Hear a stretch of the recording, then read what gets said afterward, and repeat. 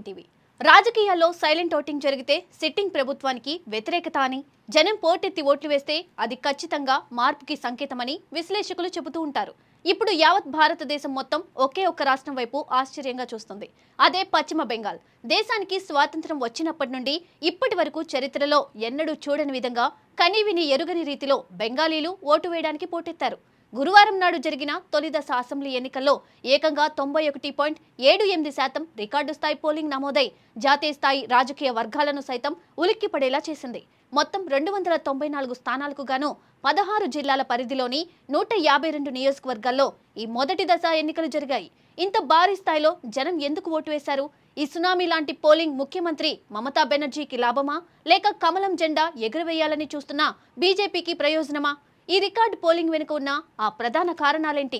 తొలి దశలో జరిగిన మ్యాజిక్ ఏంటి?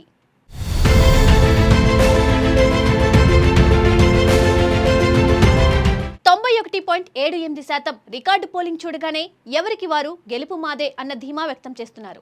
ఈ రికార్డు స్థాయి ఓటింగ్ మాకు అనుకూల సంకేతం. వరుసగా 4వసారి తృణమూల్ కాంగ్రెస్ దే అధికారమని ముఖ్యమంత్రి మమతా బెనర్జీ ధీమాగా చెబుతున్నారు.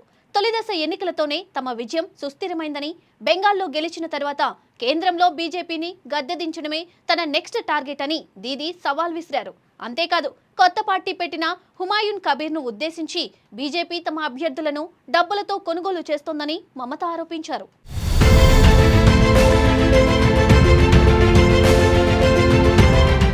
మరోవైపు ప్రధాని నరేంద్ర మోదీ కూడా అంతే ధీమాగా కౌంటర్ ఇచ్చారు.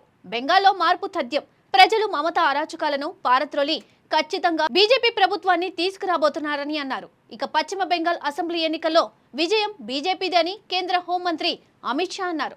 మొదటి దశ ఎన్నికల్లో 152 స్థానాలకు గాను బీజేపీ 110కి పైగా సీట్లు కైవసం చేసుకుంటుందని ధీమా వ్యక్తం చేశారు. రెండో దశలోనూ తామే ఎక్కువ సీట్లు నెగ్గుతామన్నారు. రాష్ట్రంలో ప్రభుత్వాన్ని ఏర్పాటు చేసేది బీజేపీనే అంటూ ప్రకటించారు. మమతా బెనర్జీ టీఎంసీ ప్రభుత్వానికి ఘోర పరాజయం తప్పదని హోంమంత్రి అమిత్ షా జోష్యం చెప్పారు. అందుకు మొదటి దశలో రికార్డు స్థాయిగా నమోదు కావడమే నిదర్శనమన్నారు. బెంగాల్ ఓటర్లు అభివృద్ధిని ఎంచుకున్నారని తొలి దశ ఎన్నికలతో స్పష్టమైందని చెప్పుకొచ్చారు. బెంగాల్లో మార్పు కోసం ప్రజలు ఉత్సాహంగా ఓట్లు వేశారన్నారు. మహిళల రక్షణ బీజేపీ మొదటి ప్రాధాన్యత అని తెలిపారు.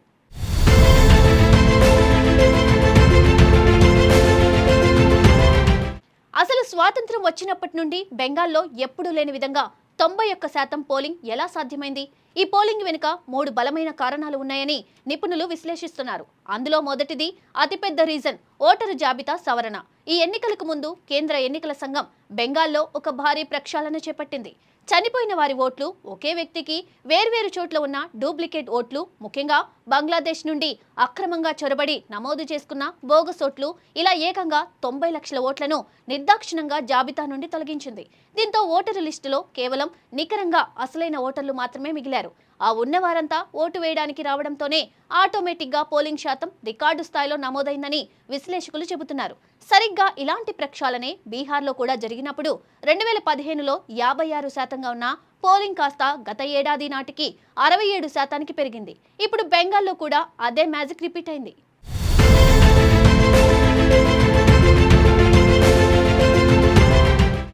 రికార్డు పోలింగ్కు రెండవ కారణం భయం. ఉపాధి కోసం దేశంలోని ఇతర రాష్ట్రాలకు వెళ్లిన లక్షలాది మంది బెంగాలీలు ఈసారి పని కట్టుకుని మరీ ఓటు వేయడానికి సొంత ఊర్లకు వచ్చారు. దీనికి కారణం బీజేపీ వస్తే తమ పౌరసత్వం రద్దవుతుందని, దేశం నుండి పంపించేస్తారని ముఖ్యమంత్రి మమతా బెనర్జీ భారీ ఎత్తున చేసిన ప్రచారమే.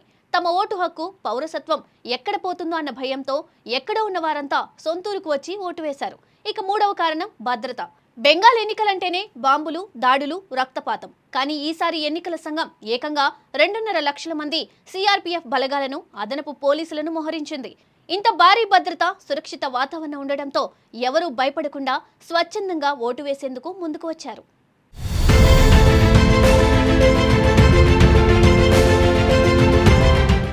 భద్రత ఎంత కట్టుదిట్టంగా ఉన్నా బెంగాల్లో ఎక్కడో ఒకచోట ఘర్షణలు కామన్. దక్షిణ దీనాజ్పూర్లో బీజేపీ అభ్యర్థిపై తృణమూల్ శ్రేణులు దాడి చేశాయి. అలాగే ముర్షిదాబాద్ జిల్లాలోని నవాడాలో కొత్త రాజకీయ శక్తిగా బరిలోకి దిగిన ఆమ్ జనతా ఉన్నయన్ పార్టీ నాయకులను తృణమూల్ కార్యకర్తలు అడ్డుకున్నారు.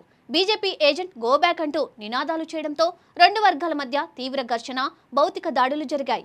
లాఠీ చార్జ్ చేసి పోలీసులు పరిస్థితిని అదుపులోకి తెచ్చారు. ఇక వీటన్నిటిని మించిన ఒక విచిత్రమైన వివాదాస్పద ఘటన పింగ్లా అనే నియోజకవర్గంలో జరిగింది.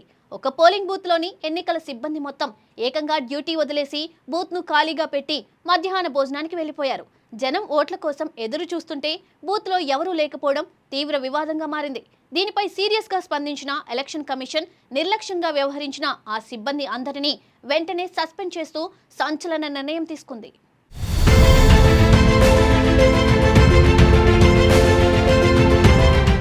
ఇది బెంగాల్ తొలిదశ ఎన్నికల రికార్డ్ పోలింగ్ వెనుక ఉన్న అసలు స్టోరీ. ఎలక్షన్ కమిషన్ తీసుకున్న కఠిన చర్యలు పోలింగ్ శాతాన్ని అమాంతం పెంచాయి. ఇక ఏప్రిల్ 29న రెండో దశ పోలింగ్ జరగనుంది. మే 4న దేశ రాజకీయాల భవిష్యత్తును తేల్చే ఎన్నికల ఫలితాలు రాబోతున్నాయి. మరి ఈ 91% భారీ పోలింగ్ ఎవరికి లాభం చేకూరుస్తుందో వెయిట్ చేసి చూడాల్సిందే.